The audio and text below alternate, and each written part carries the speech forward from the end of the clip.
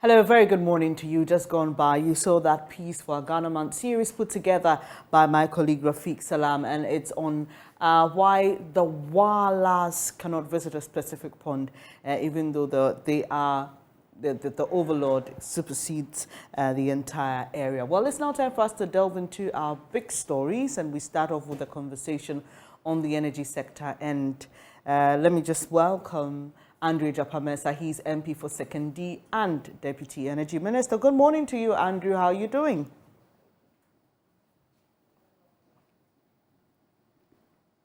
Sorry, Andrew, I didn't hear anything you said. I think your device is muted.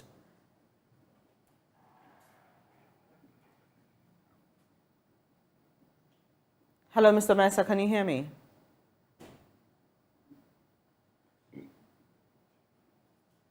Hello?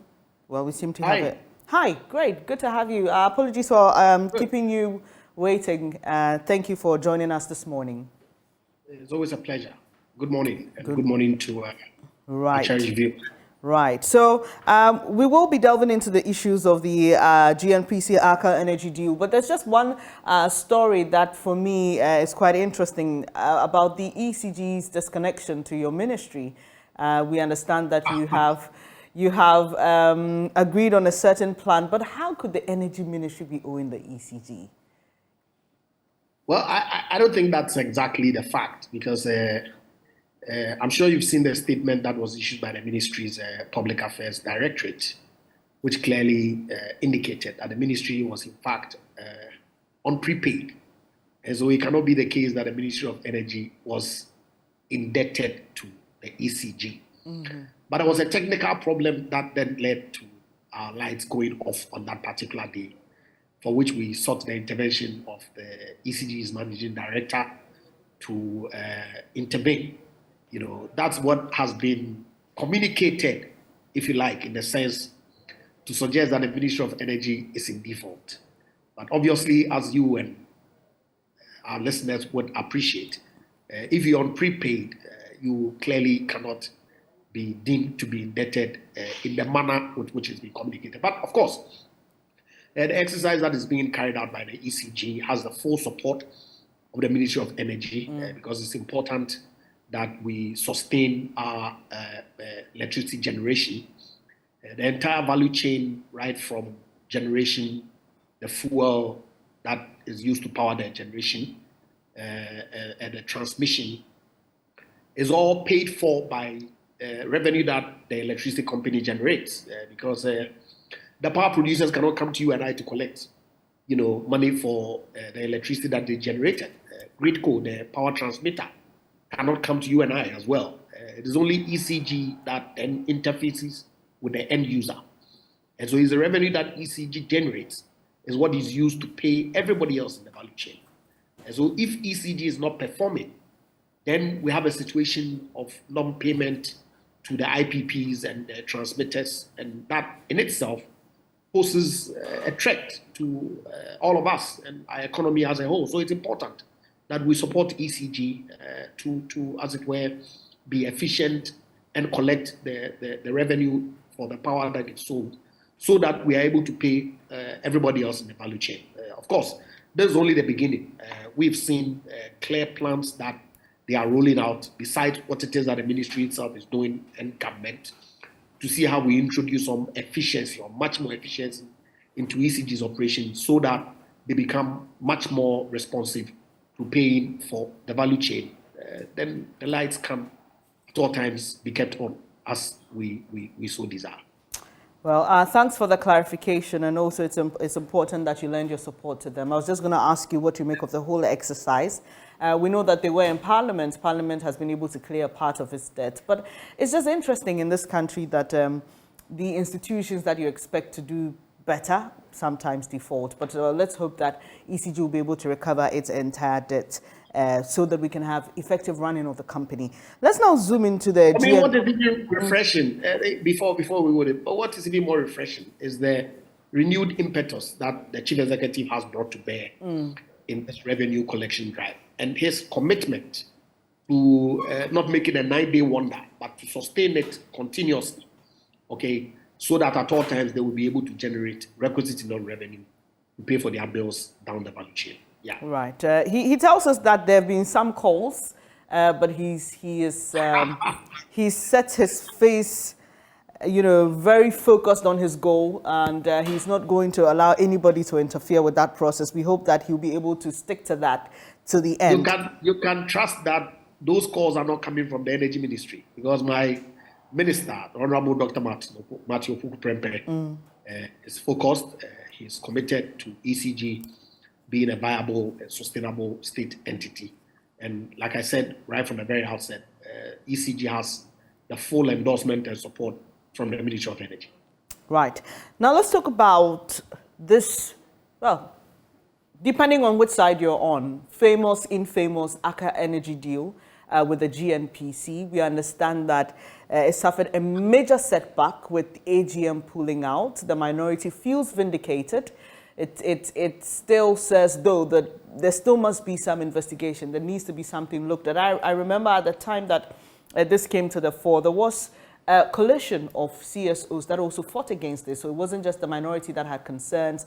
There was ASEP and some other 14 CSOs that said, look, this deal to them didn't make sense. It was almost like we were betting too much money going into this deal. What, from your perspective and your point, what's the current status? Does the AGM pulling out mean that this is something you're shelving, or you're going to look at the whole deal again and bring... But you see, sometimes I wonder why we spend too much time on periphery, okay? Because as far as I'm concerned, the approval that Parliament gave was for the Ministry of Energy and GNPC to go and negotiate with Aker Energy for a potential acquisition by GNPC in both the Aker and the AGM block. As far as I know, that negotiation has not been concluded. Right. And so to that extent, no definitive documents have been submitted to Parliament for consideration and approval to consummate the transaction. Obviously, within the confines of the law, which then says that when you execute a petroleum agreement, you have a certain time frame within which you need to do exploration. I believe it's 7 years. Within that period, there are obligations that you need to meet. And so the fact that you are having a negotiation for one party to potentially acquire a stake in those blocks does not under any circumstances derogate from you performing your obligations.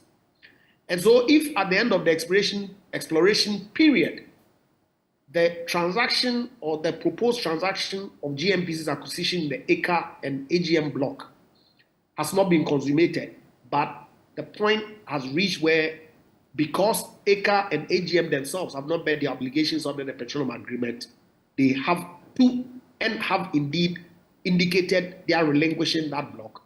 That then becomes an issue that people want to play political chaskele with. It beats me. Because in reality, I don't know whether you've seen any agreement that has been approved by Parliament with respect to any acquisition by GNPC. Indeed, what the civil society organized groups said at the time, and I was very much involved in the conversations in Parliament, and obviously with my boss, okay, and GNPC officials, we submitted the documents to Parliament, and the rationale was clear. You recall that a certain group of civil society organizations actually supported the transaction as proposed by GNPC, because we're all saddled with the energy transition, which then meant that if we do not accelerate our exploration or exploitation of these natural resources, fossil-based natural resources, we stood the potential of stranded assets. What it meant was that we potentially could not have the benefit of these resources for our development, because the West was increasingly moving away from fossil to renewables. Investment was being pulled out from fossil fuel development.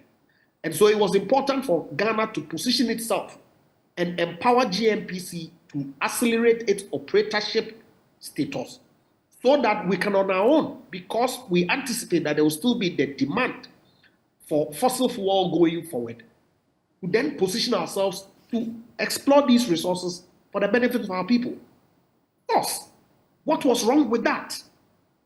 And in any event, the documents that were submitted to Parliament were all indicative, saying that give us the right to go and negotiate and then come back to you with definitive agreements for your consent so we can consummate the transaction. How much So really, time? How much time does the GNPC need to finish this negotiation? It's been a while, hasn't it? Of course, the conversation has taken a completely different dimension. Okay, because if AGM has relinquished in accordance with their obligations on the law, then the question then arises as to whether the conversation can continue in the manner that had started 2 years ago. So people looking to take credit, really, I mean, look, at the time, there was some advocacy by some civil society groups that rather than participating in that field, let Ghana allow the agreement to lapse, as has been the case now, so we can take full control of the asset. Question is, will civil society support government of Ghana with the level of experience that GNPC has today to put in the money to explore that field? Believe you me, that will be an entirely new conversation that will take months going forward.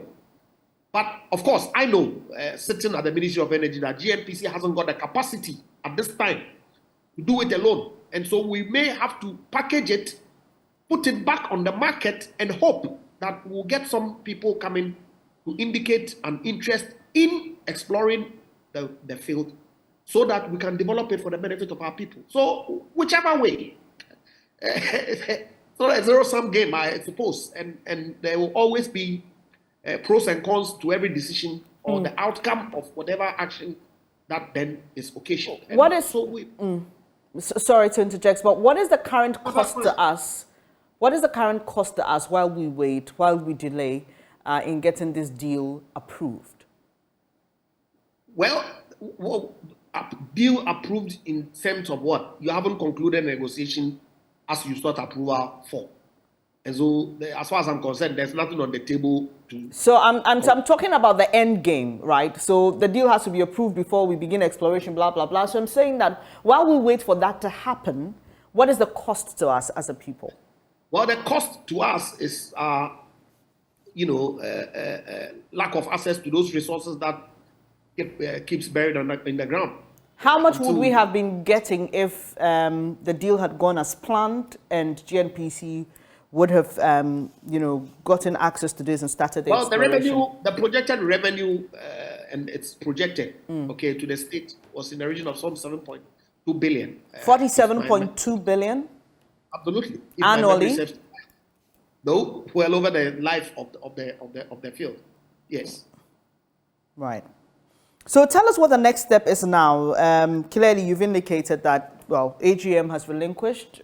We need to reorganize, re-strategize. So what's the next step from the Energy Ministry and GNPC's point of view? Already, out of the 12 petroleum agreements that we've signed and given out blocks to third parties to find resources to come and invest, only 3 of them are producing. We started a process a couple of years ago that has also seen some hiccup. Okay, but we commenced some road shows last year, and obviously arising out of the Russian-Ukraine war, which people don't want to hear because it has its own minuses and it's brought about some positives because there's now renewed interest in fossil fuel development because everybody has come to realize that energy security is as equally important as energy transition. Okay, and so whilst we are all transitioning to greener, much more cleaner fuels, it is also important that we protect our energy security as Europe witnessed because of Russia's sanctions and of course, shutdown of their pipeline, gas supply and all that. So renewed interest in fossil fuel development is coming up again. And so we are positioning ourselves to take advantage of that, to repackage our blocks, which then obviously will include the ones that have been relinquished. Recall that ExxonMobil, because of their discovery in Guyana about 2 years ago, also relinquished their interest in a block that they were working on in Ghana. So relinquishment is not new. ENI relinquished blocks in the past that were repackaged for Springfield and other people. Talo has relinquished in the past because the law is clear that if you meet a certain minimum work obligation, certain percentage, then it's relinquished so that you can focus on a smaller acreage to then develop. So really, the politicking around it is what is surprising to me because when you say politicking, do you only refer to the minority in parliament or the CSOs that are also taking credit for this development? Well, I don't know what the credit would be. They say they fought hard. They asked for scrutiny. They highlighted the issues which brought to bear some. Of course, like I said to you, Parliament approved for GMPC and the ministry to go and negotiate. Okay, and so to that extent, the request that was submitted to Parliament was granted. I'm saying to you that the intervening period, of course, the Russian war and all that, changed the dynamics. Okay, and so that negotiation, as of this time, has not been concluded. The time is due then for AGM to relinquish the block, and they have done so. And so we have to then repackage it. The Petroleum Commission, the Ministry of Energy working together will do the needful and put these blocks that are available back on the market and see to how we then get investment into the space for the benefit of exploring these resources for our people. Let's talk about fuel prices. In the last few days, there's been a lot of relief, slight though for some, but there's been some relief at the pumps. People are beginning to, sigh a bit and say, okay, we hope the trend will continue. From where you sit, and obviously with the Vice President crediting this reduction to the gold for oil deal, which some have argued about anyway, are we likely to see more reductions? Will we get to the comfortable point? A friend told me some days back that, when it was 7 cedis per litre, I was complaining. I wish I could go back to then. What information do you have for us based on the correlation the Vice President is trying to draw between the gold for oil deal and the reduction of fuel at our pumps? It's important that we situate this conversation in context, okay? Because yes, two components determine the price that you and I pay at the pumps. Definitely. One component is the global market price. And then another component is the exchange rate. But if you look at the correlation analysis that has been done, clearly the impact of the exchange rate is much more significant than the impact of a change in the global price. And so, for example, if you do a $13, okay, or 13 cedi, 13.97 to the dollar as of January 1st, okay, the diesel price was 15.74. Now, if you use that same rate and discount it by 100%, which is a reduction in the price at the global level by a certain percentage, the impact was a 7.50% reduction of the price at the pump, because that then translates to 14.5 cents. However, if you look at the dollar or the impact of the exchange rate, Forex at 12, okay, on the same 1st January, would have yielded 13.595, which is 11%, okay, impact. Now, dollar at 10 yields a 22.30% at the same price. And dollar at 8 yields a 33% impact on the price. So clearly, this analysis pointed to the government that the impact of forex is much more significant than the reduction of the prices at the global level. And so it was important for you to then focus on how you stabilize the cedi, which then behaves as a result of demand and supply forces.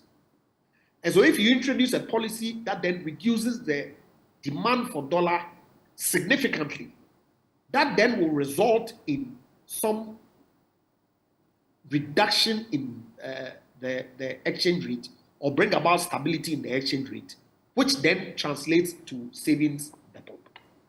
And so if you look at the analysis carefully, you would see that yes, even though there's a reduction at the price on the global level, the stable cedi and the reduction in demand as a result of the gold for oil policy's introduction is significant in terms of what it is that is reflecting at the pumps today. So, unless, of course, you want to discount the data, which you and I know is not possible. What the Vice President said is borne out by the fact that, indeed, it is as a result of the introduction of this policy which has brought about some relative stability in the cedi, and the expectation is that that would still come down, has yielded significant reductions at the pump. And so if I get you clearly, when the Vice President alludes or credits the reduction to the gold for oil deal, he's not necessarily linking it to the oil that has been received, but to the reduction in the demand of forex. But obviously, the gold for oil policy was introduced because... No, I appreciate that. But you know that we are to receive some oil, which government was hoping will complement what we receive through the other processes. So I'm just saying that, yes, we know that is why it was done. That's why we said, okay, we won't take, we won't put too much burden on our reserves. So we are creating this gold for oil deal. So I'm just establishing what you've said, and I'm asking for clarity. When you say that the reduction of at our pumps is as a result of the gold for oil deal, you're linking it to the impact the deal has on forex. Absolutely. So the objective that government set for itself, which is ultimately for you and I to buy fuel at the pumps at a reduced rate, that then removes the forward pricing impact significantly. It's what is translating to the benefit that you and I are having. When are we expecting the next consignment in the gold for oil deal? Well, that's the question that I keep hearing that makes me wonder. Because you see, BOST is a going concern. It has its own import program, okay, that it is running. Obviously, with the introduction of this policy, Bank of Ghana is able to then aggregate gold, and pay for it in cedis, and then use the gold to either swap or monetize based on the program that is, of course, driven by demand forecast that you and I, or that BOST projects. And so, consistently, they've received, after the test run, I believe 3 or 4 cargoes. Based on their program, they're going to receive more, and that is what is expected to continue. And so BOST has to be allowed to run. We at the ministry don't interfere in their day-to-day activities. And so BOST, we expect that they will consistently maintain what it is that they are doing. The plan is to work with the BDCs so that we can increase the gold for oil program to cover all the commodities that come to Ghana. So the effect would be a significant reduction in demand for dollar, and which then would mean a further reduction of the commodity at the pumps, for the benefit of all of us. And that's exactly what we are focused on doing, and we'll keep at it. Right. On the 3rd of February, myjournline.com published a story. I'm unable to confirm whether first gold for oil consignment was paid in cash. And that's according to the Deputy BOG Governor. Isn't that interesting? Are you Say it are you in the capacity to tell us if you know at this moment how that first consignment was purchased? You see, and I listened to the full or some extensive tape from the Public Accounts Committee where this question was asked. And Dr. Afari was clear that as at the time that he was sitting at the committee, he was unable to confirm. Which is but isn't that interesting to you? Isn't that interesting? How is that interesting? This gold for oil deal. Please permit me. Hold on. Please. How is it interesting? Because unless, of course, you expect that he will have a briefing by the minute or by the hour or even by the day. It is not strange that if you ask me a question about the Ministry of Energy today, I tell you that as of this time that I'm sitting here having this interview for you, I cannot confirm. And that is almost construed as a certainty of a response to suggest that the Bank of Ghana governor or deputy governor is saying that he's not sure of what. I just don't get it. Because I listened to the interview and it was clear that it was only at that time that he didn't have the information. And so obviously if he goes into his offices, those information should be confirmed. Okay, but I can tell you that consistent with the objective of the program, and there was a reason why we did not do a strict barter only, but rather opened up just so we don't restrict ourselves to our supply sources, but to say that other people who want to participate in the Gold for Oil program who do not have other commodity wings, because some traders do not only trade in oil, they trade in oil, gold, rice, sugar, and several other things. And so if you had that supplier who you were having an engagement with to say that, look, I need to put a stop on how my CD is depreciating. And so I'm rolling out this policy where I do a direct swap for value to value of your commodity against mine. They understand. Some traders do only oil. And so they may not understand a direct swap of commodity to commodity, value to value. And so you needed to create an avenue for those other traders to also participate. Overriding objective is to aggregate your gold here in Ghana, pay for it in cedi, so you can externalize the gold to then fund this activity either through direct barter or monetizing it to pay for the commodity. Same effect, Ghanaian consumer having the benefit of reduced prices at the pumps that we are seeing. So yes, those two tranches were what it is that are operating under the Gold for Oil policy. The first one that came in came under the tranche of Bank of Ghana monetizing the gold to pay for the commodity. But others have come in that I know have been paid for direct swap under the other leg of. Mr. Mercer, so just help me here. I know the first tranche arrived in January, right? Yes. Okay, and the Deputy BOG Governor appeared first week in February. You're saying that for a deal, one which was a very controversial one with people declaring their reservations about it, you think it's not a big deal. Please permit me to end. Please permit me to end. Please permit me to end.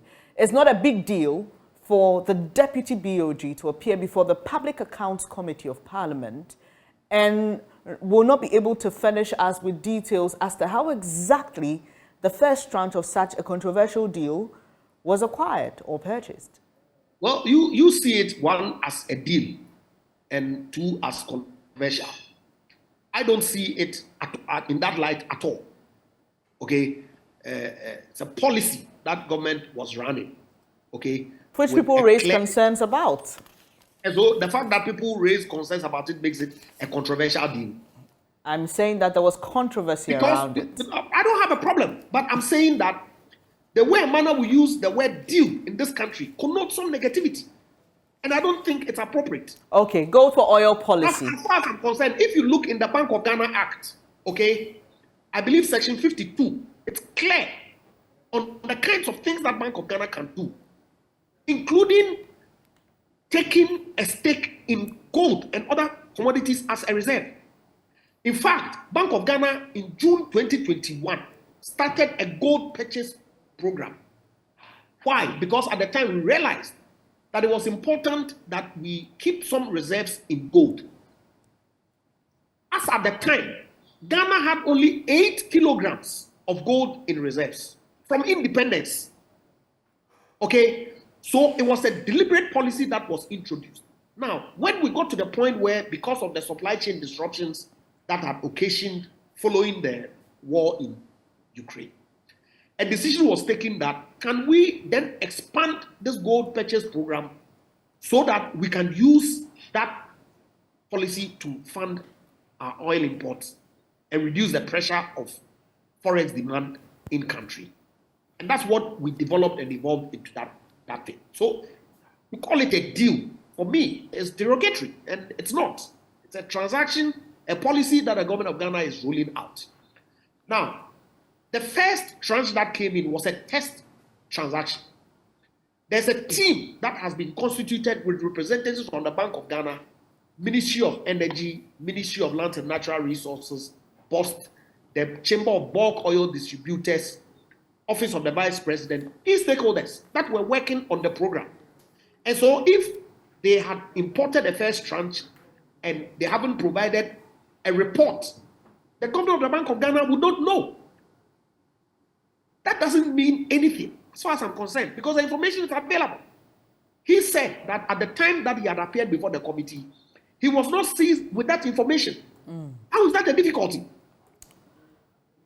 Fair enough. Mr. Egyapa Mercer, but to suggest that the use of deal is derogatory, I don't know if that's your definition in of how we use it here in this country. Well, because a deal, I mean, a deal is a transaction between two parties. You see, precisely, and I mean to say that to our viewers to understand. But you and I know that within the context of this, our politics in this country, that we turn everything into. Or you hear, a Japan deal. Really?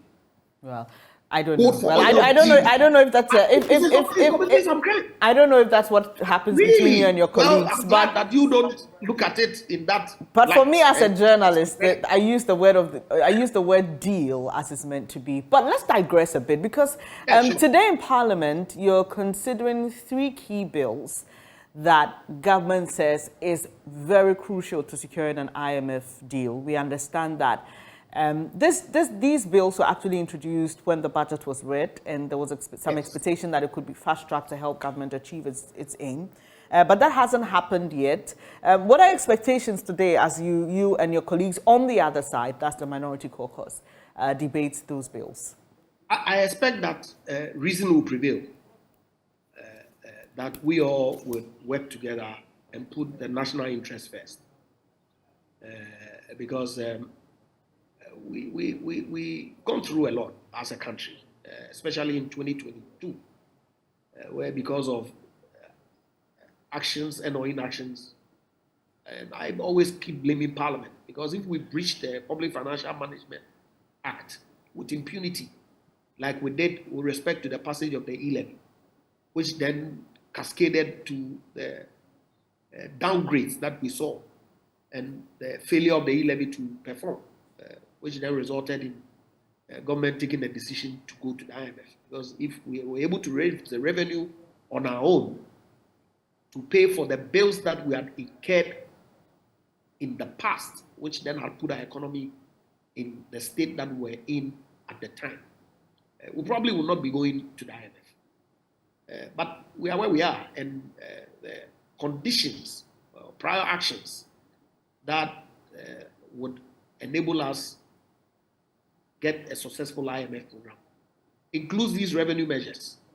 And so it will be surprising to me that our friends in the minority who cried loudest that go to IMF, go to IMF, go to IMF, knowing very well that there will be conditions that we needed to meet. Government said, oh, let's try and do it on our own. Let's do some burden sharing and try and resolve this issue on our own, because we know what it is that would happen to us when we go to IMF. The conditions that they will impose.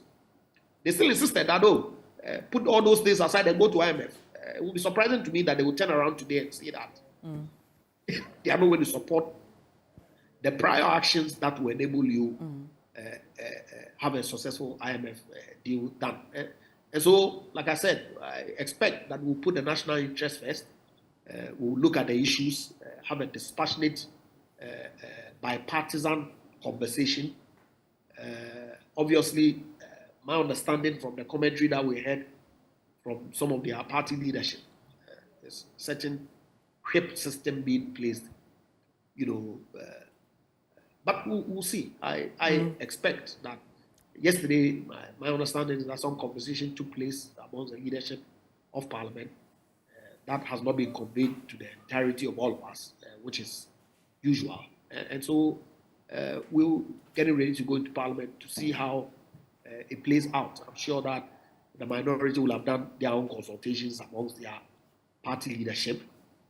We scheduled this caucus meeting of our own side as well. I'm sure we're going to be briefed about happenings, about what transpired yesterday at the meeting. And then we'll move on from there.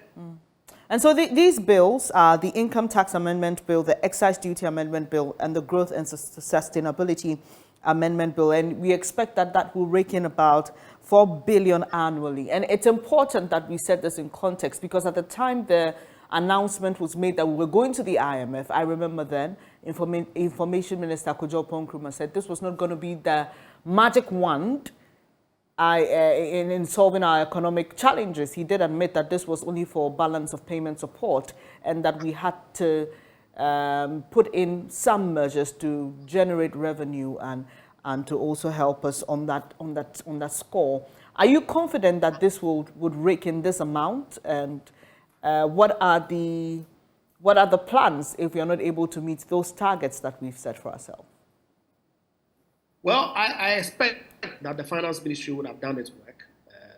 Of course, they would have learned from their projections that they made with the e-levy. Exactly.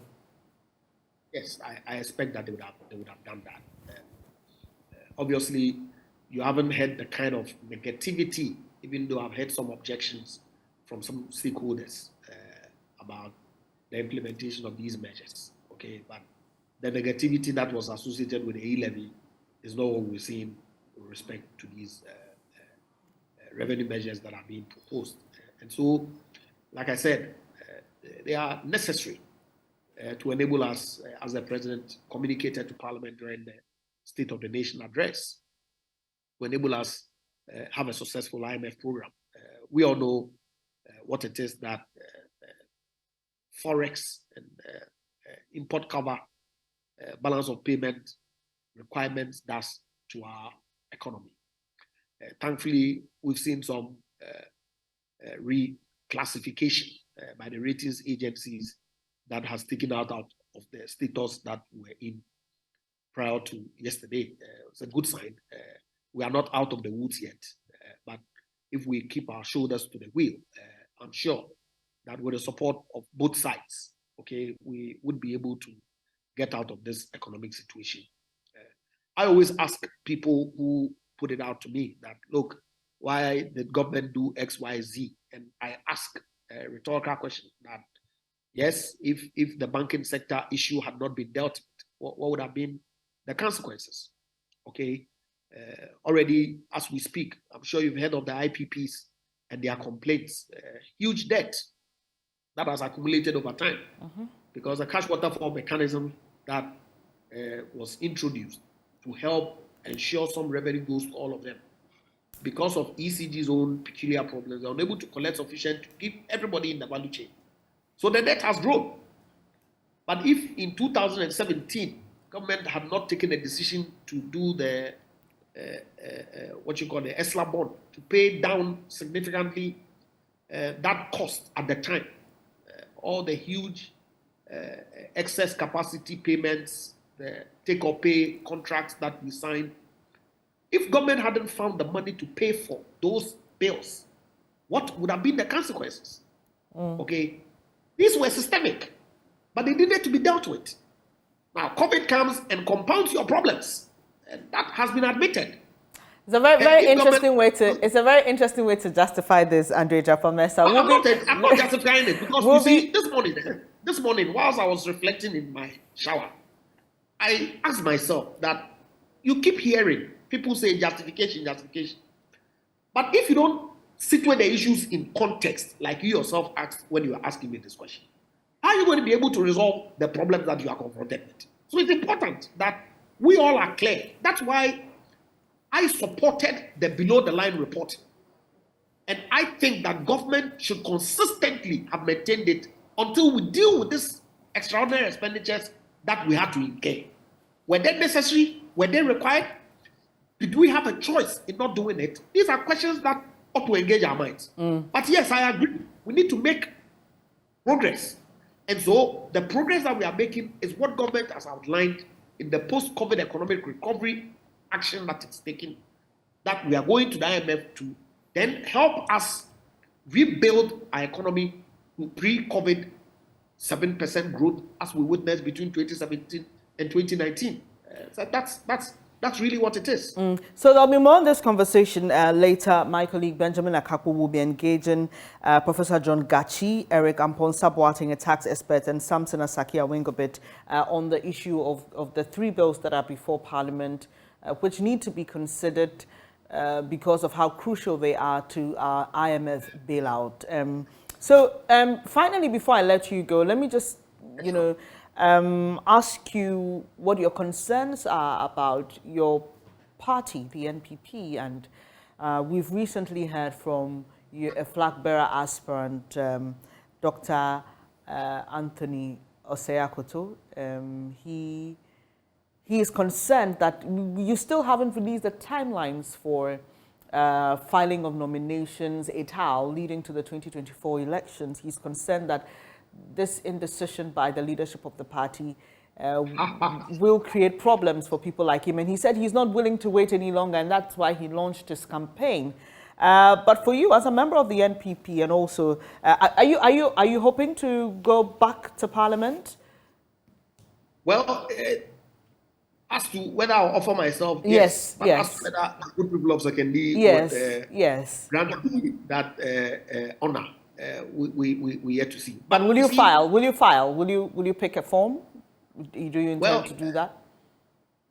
By the grace of God, if I still have life at that time, yes, I will.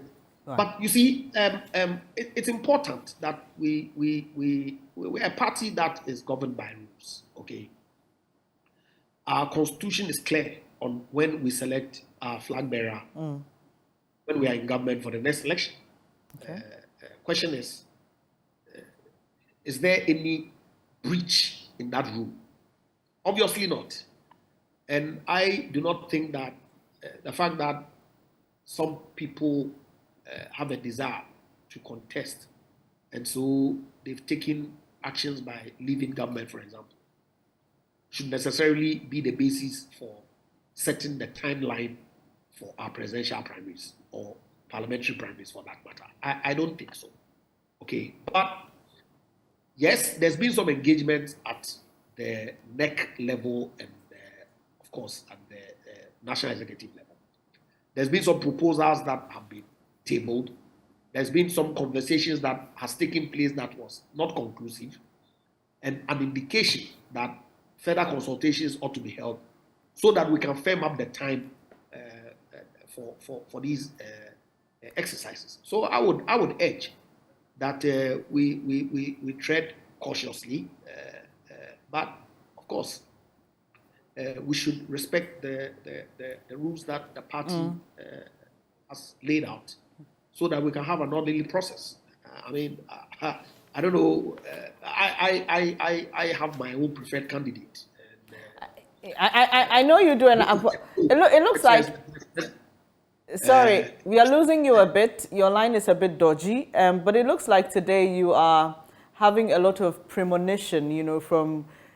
From your shower experience on justification. It was as though you knew I was going to talk about that. And you're just hinting at having your preferred candidate, because that's the next question I was going to ask. So Francis Adainimo, Dr. Osei-Akoto, and Mr. Ala Tremating have put their heads up. They have shown their clear intentions. Do you find your preferred candidate among these? Look, all of them are excellent individuals. They've paid their dues to the party and to their country, Ghana. I think that all of them are worthy of being considered for the role of flag bearer of our party. And if, by the grace of God and the good people of Ghana, they give us an opportunity to continue, I think they can do an excellent job. However, I think that the Vice President, Alhaji Dr. Mahmoud Bawumia, is the one that the New Patriotic Party has to support. And he's a candidate that I support. Of course, if he decides to contest, and I don't have any doubt that when the window is open, he will throw in, his desire as well in the mix, so our delegates can consider. But for myriad of reasons, and I've publicly stated so. I believe on your sister station, Asempa, I said that I think that he has what it takes. The NPP itself is projected in a certain light. We need to, as it were, deal with that. Besides that, he is competent. He's paid his dues as well, just like everybody else. But I think that he stands tall, and he's the one that has my full support. Thank you for your time here this morning, Andrew Egyapa Mercer. He's Deputy Energy Minister and MP for 2nd D. And I appreciate your time here this morning once again. And we will catch up with you later in Parliament because we will be bringing you reports and subsequent bulletins on how the deliberations on the 3 amended bills takes off. But right here on the AM show with Bernice and Benjamin, we'll be having that conversation on those bills. Benjamin Akapo will join you shortly for that. Do stay.